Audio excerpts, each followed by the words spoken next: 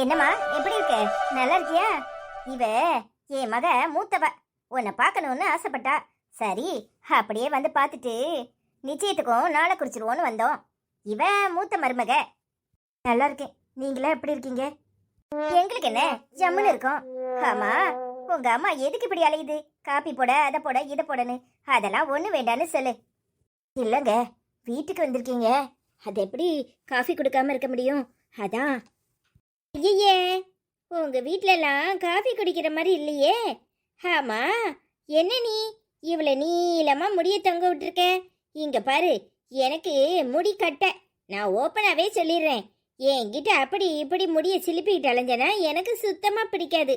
அதுவும் இல்லாம எங்க அம்மா வீட்டுக்கு நான் அடிக்கடி வருவேன்.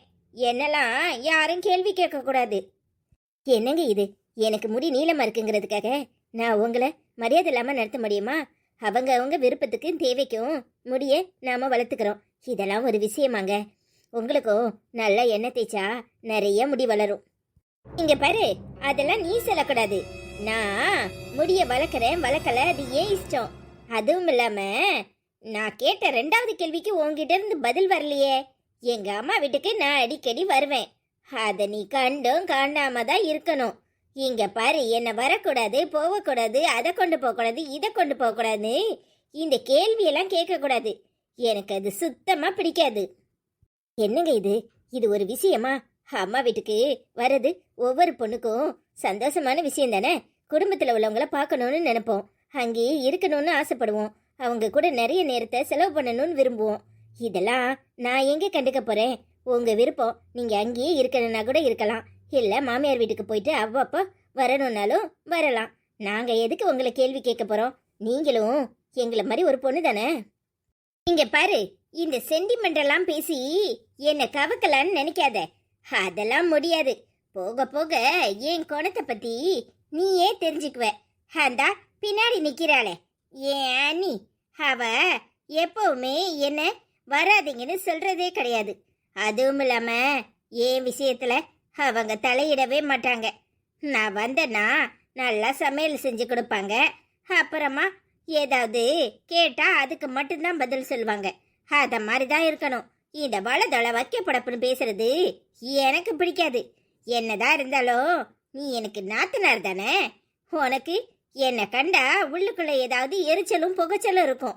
ஆனாலும் அதை காட்டிக்காம இப்ப நிக்கிறிய சிரிச்சுக்கிட்டு அப்படியே தான் நிக்கணும். என்ன புரிஞ்சிச்சா?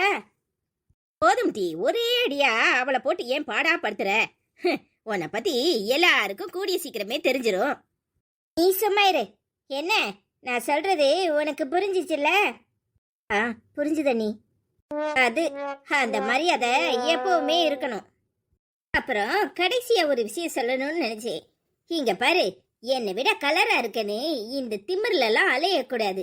அதுவும் இல்லாம நீங்க 2 பேரும் என்ன, அந்த பின்னாடி நிக்கிறாளே என் அண்ணி, அவளும் நீயும் சேர்ந்துக்கிட்டு எனக்கு எதிராகவும் எங்க அம்மாக்கு எதிராகவும் எங்க குடும்பத்துக்கு எதிராகவும் ஏதாவது குசும்பு பேசினேன்னு தெரிஞ்சிச்சு, அன்னைக்கே உன்னைய பொட்டிய கட்டி இங்க அக்கா அனுப்பி விட்டுருவேன். அத ஞாபகத்துல வச்சுக்க. அதெல்லாம் பேசுறது தானே. ஏன் நான் என்ன என் மாமியாருக்கு முன்னாடியா பேசினேன்? பின்னாடி தானே பேசினேன். அத மாதிரிதான் அவளும் பேசதான் செய்வா. அவ உரிமையை நீ எப்படி தடுக்க முடியும்? இங்க பாரு, எல்லா பொம்பளைங்களுமே மாமியாருக்கு பின்னாடி பேசதான் செய்வாங்க, நாத்தனாருக்கு பின்னாடி பேசுவாங்க. இதெல்லாம் தடுக்க முடியுமா? நீ சும்மா இருமா. இவங்க 2 பேரும் ஒண்ணு சேர்ந்துட்டா நம்மள வீட்டை விட்டு துரத்திடுவாங்க. அத ஞாபகத்துல வச்சுக்கோ. இவங்க 2 பேரையும் சேரவே விடக்கூடாது. அதான் நேரடியாவே சொல்றல்ல. இங்க பாருங்க அண்ணி, நீங்க தப்பா புரிஞ்சுக்கிட்டு இருக்கீங்க. உங்க தம்பிக்கு கல்யாணம் ஆன உடனே எங்க நாங்க 2 பேரும் சேர்ந்துக்கிட்டு தனி குடித்தனம் போயிடுவோமோ, இல்ல உங்களை வீட்டுக்கு வர விடாம பிரிச்சிருவோமோன்னு நினைக்கிறீங்க. அந்த மாதிரி எதுவும் நடக்காது. தேவையில்லாம மனசை போட்டு குழப்பிக்காதீங்க. அவரே என்ன தனி குடித்தனம் கூப்பிட்டாலும் கண்டிப்பா நான் போக மாட்டேன். எனக்கு பிடிச்சிதான் நான் இந்த கல்யாணத்துக்கு சம்மதம்னு சொன்னேன்.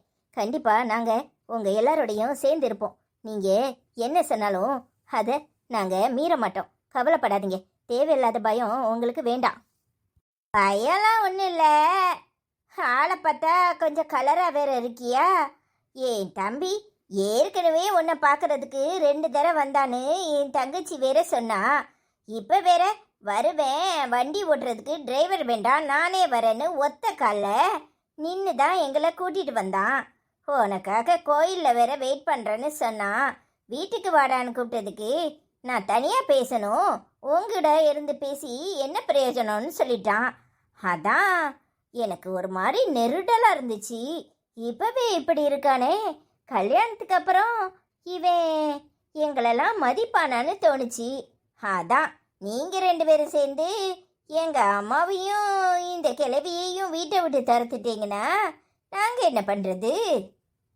அண்ணி, கண்டிப்பாக அந்த மாதிரி நடக்காது. அவங்கள பார்த்தாலும் அப்படியெல்லாம் தெரியல. என்னை பார்த்தா உங்களுக்கு புரியாது, போக போக புரிஞ்சுக்குவீங்க. சரி சரி, இப்படி தூரம் பேசுகிற, நானும் உனக்கு மதிப்பு கொடுத்து புரிஞ்சு நடந்துக்கிறேன். என் தம்பி ஏதோ உன்கிட்ட பேசணுமா, கோயிலுக்கு உன்னை வர சொன்னான். அண்ணி, பேசுறதுக்கு என்ன இருக்கு? அதெல்லாம் எதுவும் இல்லை அண்ணி. அவர்கிட்ட ஃபோனில் சொல்லி இங்கேயே வர சொல்லுங்க. ஏம்மா, நான் அப்படித்தான் சொன்னேன். ஆனால் அவன் உன்கிட்ட தனியாக பேசணுமா, தனியாக தான் பேசணுங்கிறான். பரவாயில்ல, நானே சொல்கிறேன்ல, போய் பேசிட்டு வா. சரிங்க அத்தை. இந்தாங்கம்மா காப்பி எடுத்துக்கோங்க. என்ன நீ இப்படி ஓடி ஓடி காப்பி போடணுமா? ஆமா, ஓ மருமவளை எங்க? அவ அம்மா வீட்டுக்கு போயிருக்காம்மா. நல்ல மருமவ. நாங்களாம் வரோன்னு போனை போட்டோமே, ஏன் வீட்டில் இருந்தானே? இல்லைம்மா, உண்மையை சொல்றதுக்கு என்ன, என் மகனுக்கு அவளை பிடிச்சிருந்துச்சின்னு சொல்லி காதல் கல்யாணம் பண்ணிக்கிட்டான். ஆனா அவ நாங்கள் சொல்ற எதையுமே கேட்கறதில்ல, எங்களை மதிக்கிறதும் இல்லை. அதனால நான் அவ விஷயத்துல தலையிடுறது இல்லம்மா. அத்தியில நான் சொன்னேன்னு தப்பா நினைக்காதீங்க. உங்க வீட்டுக்கு வந்த மருமக உங்களை மதிக்கிறது இல்லை. அத மாதிரிதான் உங்க மக எங்க வீட்டுக்கு வந்தா மதிக்காம போயிடக்கூடாதுன்னு தான் இம்பட்டு நேரம் நானும் புத்திமதி சொன்னேன். புரியுதுமா, உங்க மருமக அப்படி நடந்துக்க மாட்டா. ஏ மவ உங்களை புரிஞ்சு நடந்துக்குவா. நான் சொல்றேனேன்னு நினைக்காதீங்க. ஊருக்குள்ள யாருக்கிட்டனாலும் அவளை பத்தி விசாரிச்சுக்கோங்க. ஆமா ஆமா, அதான் எங்க அம்மா விசாரிச்சதாமே, எவனுக்கோ காதல் கடிதாசி கொடுத்தாலாம்ல. டீ சும்மா இருக்க மாட்டேன், அதெல்லாம் நடந்து முடிஞ்ச விஷயம், அத பத்தி பேசாதன்னு சொல்லியிருக்கல. இங்க பாரு, காதல் கடிதாசி கொடுத்ததெல்லாம் தெரிஞ்சுதான் அவளை பொண்ணு பார்த்து இந்த கல்யாணத்துக்கு சரின்னு சொன்னோம். வாய் ரொம்ப தான் நீளுது, அத பத்திலாம் நீ பேசாத. இப்ப நம்ம வீட்டுக்கு வந்த பிறகு எப்படி இருக்கா அதை தான் பார்க்கணும். ரொம்ப சந்தோஷமா, பெருந்தன்மையா பேசுறீங்க. எனக்கு மனசு நிறைவா இருக்கு. ஆமா, பாப்பா சொன்ன உடனே மனசு கொஞ்சம் சங்கடமா தான் இருந்துச்சு. ஆனா நீங்க பேசுறதுல எனக்கு நம்பிக்கை இருக்கு. என் பொண்ணு உங்களுக்கு ஏத்த மருமகளா நடந்துக்குவாமா. அவ கிடக்குற சின்ன கழுத, எதையாவது பேசுவா, நீ மனசுல வச்சுக்காத. இருமா, உங்க 2 பேத்துக்கும் காஃபி எடுத்துட்டு வரேன். ஐயோ அம்மா, அதெல்லாம் ஒன்றும் வேண்டாம், இருக்கட்டும். அதான் எங்க அண்ணி சொல்லிட்டாங்கல்ல, நானும் காப்பி குடிக்கிறது இல்ல. அப்புறம் நான் சொன்னேன்னு தப்பா எடுத்துக்காதீங்க. என் மனசுல உள்ளத சொன்னேன். கல்யாணத்துக்கு முன்னாடியே காதல் கடிதாசி கொடுத்திருக்காளே, யாரையோ விரும்பி இருக்காளே, என் தம்பி கூட சந்தோஷமா இருப்பாளான்னு ஒரு டவுட்டு, அதான் அப்படி சொல்லிட்டேன். பரவாயில்லம்மா, என் பொண்ணுக்கு அந்த பையனை பிடிச்சிருந்துச்சு. அவனுக்கு லெட்டர் கொடுத்தது உண்மைதான். ஆனா அவனுக்கு அதுல விருப்பம் இல்லை. அது அவன் நேரடியாவே சொல்லியிருக்கலாம், இல்லை என்கிட்ட வந்து சொல்லியிருக்கலாம். நான் என் பொண்ணை கண்டிச்சு வச்சிருப்பேன். ஆனா அதை அவங்க அம்மாட்ட சொல்லி அது பெரிய விஷயமாயி அவங்க என் மகளை வாரியில கொண்டு அடிச்சிட்டாங்க. என் மக இப்ப எந்த எண்ணத்திலையும் இல்லை, சுத்தமா அதெல்லாம் மறந்துட்டா. சரி சரி, விடுங்க விடுங்க, ரொம்ப தடுமாறாதீங்க. அதான் நீங்களே சொல்லிட்டீங்கல்ல, எங்க குடும்பத்துக்கு ஏத்த மருமவளா எங்க அம்மாக்கும் என் ஆட்சி சொல்றதுக்கும் கட்டுப்பட்டு நடந்தா போதும். என்ன அப்பப்ப வாரத்துல 2 நாளோ 3 நாளோ நான் வருவேன். எனக்கு பிடிச்ச மாதிரி சாப்பாடு செஞ்சு கொடுக்கணும். அதை மட்டும் உங்க மவட்ட எடுத்து சொல்லிருங்க. அதுவும் இல்லாம எங்க வீட்ல இருந்து நான் என்ன கொண்டு போறேன் வைக்கணும் இந்த கணக்கு வழக்கெல்லாம் பாக்குற சொல்லி இருக்க கூடாது. எனக்கு அது சுத்தமா பிடிக்காது. அதெல்லாம் அவ அப்படியெல்லாம் நினைக்க மாட்டாமா. அவளை பார்த்தாலே உங்களுக்கு புரியும். உங்க மூத்த மருமக எப்படியோ அதே மாதிரி என் மகளும் நடந்துக்குவா. சரி சரி, அப்ப நாங்க கிளம்புறோம். ஏம்மா, காஃபியை குடிச்சிட்டு வா கிளம்புவோம். சரிங்கம்மா, நிச்சயத்துக்கு ஒரு நாளை பார்த்துட்டு சொல்லி விடுறேன். ஆமா, கேட்கணும்னு நினைச்சேன், வந்த விஷயத்தையே மறந்துட்டேனே. பொண்ணுக்கு என்ன செய்ய போறீங்க? என்ன முழிக்கிற மொழிய பார்த்தா சரியா இல்லையே. எங்க மூத்த அண்ணி 50 பவுனு அப்புறம் 50,000 ரூபா ரொக்கம் என் அண்ணனுக்கு ஒரு ஸ்கூட்டர் வாங்கி கொடுத்தாங்க. நீங்க என்ன பண்ணுங்க, அதே மாதிரி 50 பவுனு 50,000 கொடுத்துருங்க. ஏன்னா உங்களை பார்த்தா கொஞ்சம் கஷ்டப்பட்ட குடும்பமாக தான் தெரியுது. என் தம்பி வேற நல்ல வேலையில் இருக்கான். அவனுக்கு 100 பவுன் நகை போட்டு பொண்ணு வருதுன்னுலாம் இருந்துச்சு. எங்கள் அம்மா தான் கிராமத்து பொண்ணா வேணும், அதுவும் ரொம்ப படிக்காதவளா இருக்கணும்னு சொல்லி இங்கே பொண்ணு பார்த்தாங்க. என் பையனுக்கு நீங்கள் ஒரு காரு இப்போ தான் சொல்கிறாங்களே என்னமோ ஆட்டோமேட்டிக் அது இதுன்னு, அந்த மாதிரி ஒரு காரு 10 லட்ச ரூபாய் வரும், வாங்கி கொடுத்துருங்க. அவ்வளோதான். அப்புறம் கல்யாணத்தில் நாமளும் நீங்களும் பாதி பாதி ஷேர் பண்ணி கல்யாணத்தை நல்ல கிராண்டாக வச்சுக்குவோம். என்ன சொல்கிறீங்க? நீங்கள் வாயை பழக்கிறத பார்த்தா எதுவும் போடாமல் பொண்ணை அனுப்பி விட்டுருவிய போல இருக்கு. ஏடி சும்மா இரு, அவங்க போடுறத போடட்டுன்னு நான் தான் சொல்லியிருக்கேன். சும்மா தேவையில்லாம அவங்கள இது பண்ணாத. அம்மா என்ன தப்பா எடுத்துக்காதம்மா. என் புருஷன் சோப்பு கம்பெனியில் வேலை பார்க்காரு. அவர் அதிகபட்ச சம்பளமா கிட்டத்தட்ட ஒரு 60,000 ரூபாய் கிட்ட தான் வாங்குவார். இவளுக்கு கல்யாணம்னதோ ராவும் பகலுமா ஓட்டியும் அதுவுமா பார்த்து பாடாப்பட்டு எங்களுக்கு அனுப்பிக்கிட்டு இருக்காரு. அங்கே அவருக்கு சாப்பாடு வீட்டு வாடகை எல்லாம் சேர்த்து ஒரு 20,000 ரூபாய் போயிடும் அவர் செலவுக்கு. மிச்சம் 40,000 ரூபாயில் வாயை கட்டி வயிறை கட்டி எங்களுக்கு அனுப்பி விடுவார். அதில் தான் கொஞ்சம் கொஞ்சமாக சேர்த்து இந்த வீட்டையும் அப்புறம் ஒரு இடத்தையும் வாங்கினேன். நான் என் பொண்ணுக்குன்னு ஒரு 25 பவுனு சேர்த்து வச்சுருக்கேன். கூட ஒரு 5 பவுனு பாடுபட்டு சேர்த்து 30 பவுனாக போட்டிருந்தேன். அது போக பணம் ரொக்கமாக ஒரு 50,000 ரூபாய் நீங்கள் சொல்கிறத கொடுத்துட்றேன். கல்யாண செலவுலையும் ரொம்ப வசதியெல்லாம் என்னால் செய்ய முடியாது. என்னால் முடிஞ்சதை கல்யாண செலவுக்கு கொடுக்குறேன். ஆனால் காரெல்லாம் முடியாதுமா. என்னது 30 பவுனா? ஏடி வாயை மூட பறியா இல்லையா? ஏமா அவ கிடக்குறா, நீங்கள் உங்களால் முடிஞ்சதை செய்யுங்க. ஆமாம், எங்கள் அம்மா சொல்லிட்டாங்கல்ல, அவனுக்கு வேற பொண்ணை பிடிச்சிருக்கு. இதுக்கு மேலே சொல்கிறதுக்கு எதுவும் இல்லை. உங்களால் முடிஞ்சதை செய்யுங்க. சரிங்கம்மா, ரொம்ப சந்தோஷம். என்ன நேரம், நான் என் நாத்தனாரை கூட என் தம்பிக்கு கெட்டி வைக்கலான்னு நினச்சேன். 150 பவுனு போடுதுன்னாக, காரு பங்களான்னு எல்லாம் வாங்கி தரேன்னு சொன்னாங்க. இதுக்கு எங்க கேட்குது? அவ டாக்டர் வேற சொன்னா இதுங்க கேட்க மாட்டுக்கு. நான் என்ன செய்யட்டும்? சரி, அவன் தலையெழுத்து இப்படித்தான் நடக்கணும்னு இருந்தா யாரால தடுக்க முடியும்? ஏமா கிளம்பு போவோம். ஏமா அவ பேசுறதெல்லாம் மனசுல வச்சுக்காதீங்க. அவ இப்படித்தான் பட்டு பட்டுன்னு பேசுவா. அப்ப நாங்க கிளம்புறோம். சரிங்கம்மா. ஏடி உன் ஆசைக்காக கோயிலுக்கு வந்துட்டேன், போதுமா? என்ன இனிமே தொந்தரவு பண்ணாத. நேர் ஆயிட்டு, பசங்கெல்லாம் எனக்காக வெயிட் பண்ணுவானுங்க. ஆமா, வெட்டி மறிக்க போறீரு. இவன் எங்க நிக்கா? யாருட்டி அது? தானே கேக்குறேன், யாருட்டி அது? ஓ தங்கச்சிக்கு பார்த்திருக்கிற மாப்பிள அந்த ஆளுதான். ஊர் உலகத்துல இப்படி நடக்குமா? தங்கச்சிக்கு பார்த்திருக்கிற மாப்பிளைய யாருக்காது சொல்லி தெரியுமா என்ன? என்ன மச்சான், எப்படி இருக்கீங்க? நல்லா இருக்கீங்களா? எனக்கும் உங்களுக்கு தெரியாது. இப்பதான் இவங்க சொல்லிதான் நானே கேக்குறேன். என் மச்சான இப்படி தெரிஞ்சுக்க வேண்டிய நிலையில இருக்கேன். என்ன செய்ய, வீட்டுக்கு வந்தாலாம் தெரியும். இங்க வந்து கோயில்ல பொண்ணை பார்த்துட்டு போனீங்கன்னா எப்படி தெரியும்? அம்மா எல்லாரும் அங்க வந்திருக்காங்க. நான் தான் அவளை தனியா இங்க வர சொல்லி எங்க அக்கா கிட்ட சொல்லி அனுப்பியிருக்கேன். இது வேறயா? எனக்கு விஷயம் தெரியாதே. தெரிஞ்சா இந்நேரம் நான் வீட்ல எல்லாம் இருந்திருப்பேன். என்ன மச்சான், உங்ககிட்ட தான் கேக்குறேன், எந்த பதிலையுமே காணோம். எப்படி இருக்கீங்க? நல்லா இருக்கீங்களா? நல்லா இருக்கேன். என்ன தப்பா எடுத்துக்காதீங்க, எனக்கும் எங்க அம்மாக்கும் கொஞ்சம் அண்டர்ஸ்டாண்டிங் சரியில்லை. அதான் நான் உங்களை பார்க்கல. பரவாயில்ல, இது எல்லா குடும்பத்திலயும் இருக்கிறது தானே, இதுல என்ன இருக்கு? ஆமா, நீங்க எங்க வேலை பாக்குறீங்க? நான் சிவில் இன்ஜினியரிங் முடிச்சிருக்கேன். நான் எல்என்டி கன்ஸ்ட்ரக்ஷன்ல ப்ராஜெக்ட் மேனேஜரா இருக்கேன். நீங்க? எந்த வேலை வெட்டிக்கும் போகல. அவர் வீட்ல தான் இருக்காரு. தின்னுட்டு ஊரை சுத்திட்டு போய் சீட்டு விளையாடிட்டு வர்றாரு. தப்பா எடுத்துக்காதீங்க, நானும் கம்பெனியா ஏறி இறங்கத்தான் செஞ்சேன். சரி வர வேலை கிடைக்கல. என்ன படிச்சிருக்கீங்க? அவரு என்னத்தை படிச்சிருக்காரு? 12ஆம் கிளாஸ் பாஸ்.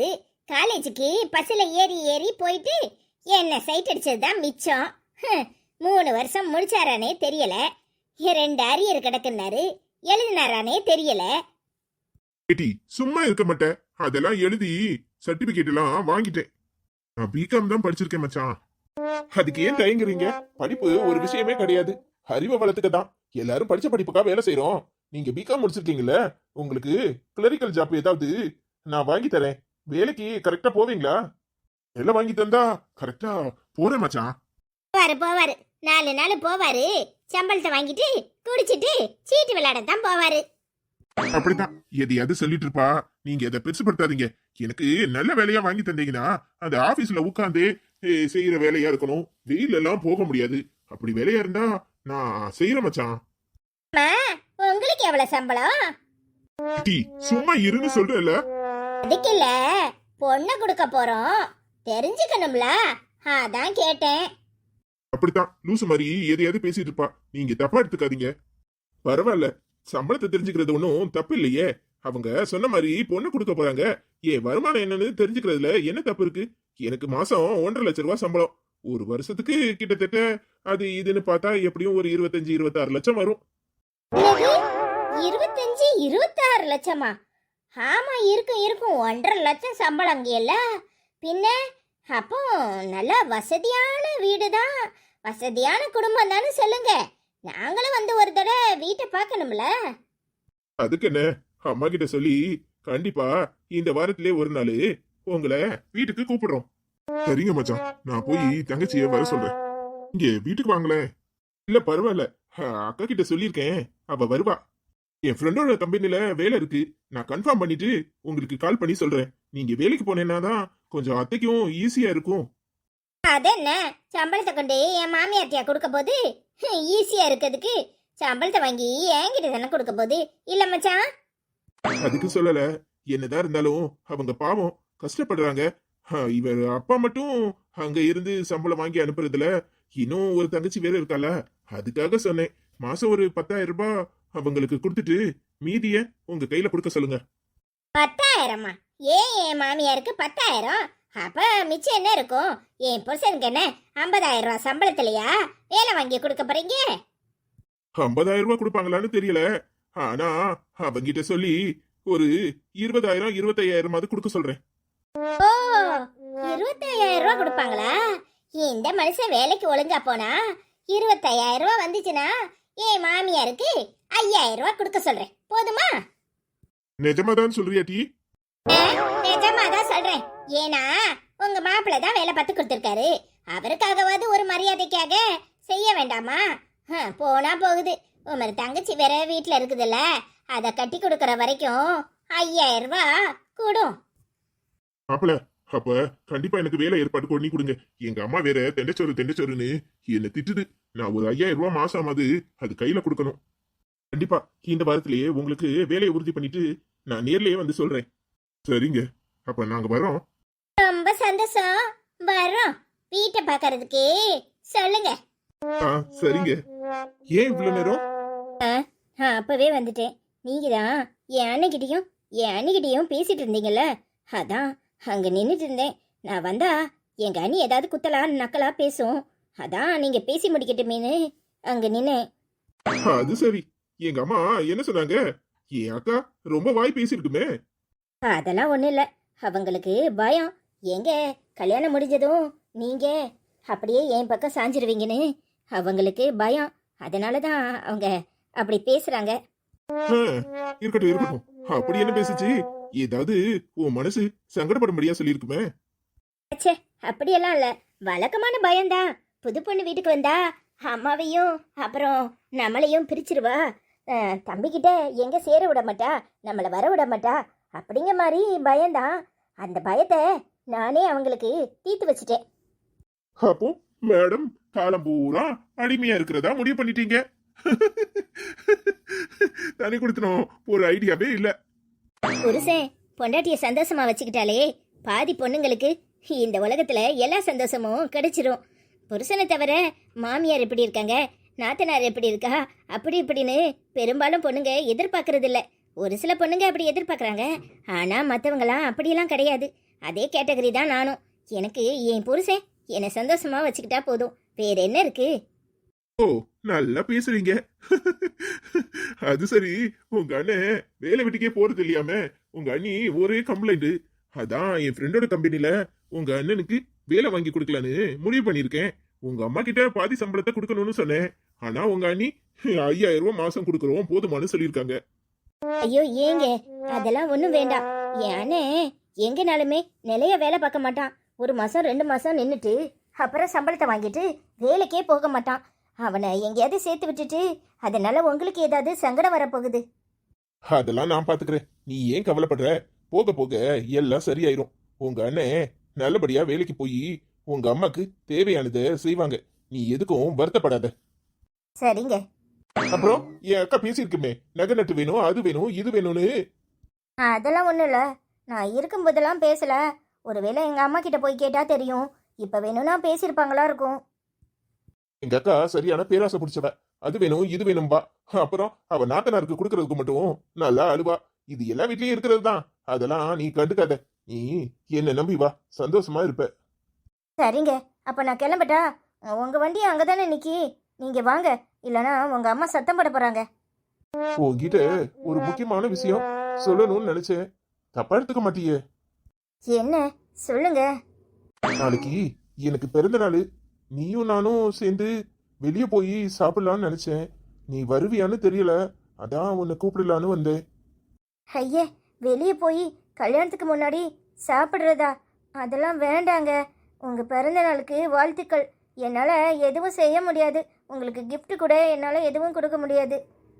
அதெல்லாம் ஒண்ணும் இல்ல. gift வேண்டாம், ஒண்ணும் வேண்டாம். இங்க பாரு, எனக்கு கிடைச்ச பெரிய கிஃப்டே நீதான். வேற என்ன வேணும்? என் கூட நீ சாப்பிட வந்தா எனக்கு சந்தோஷமா இருக்கும். அதான். அத்தை ஏதாவது நினைக்க போகிறாங்க. அவங்க கிடக்குறாங்க.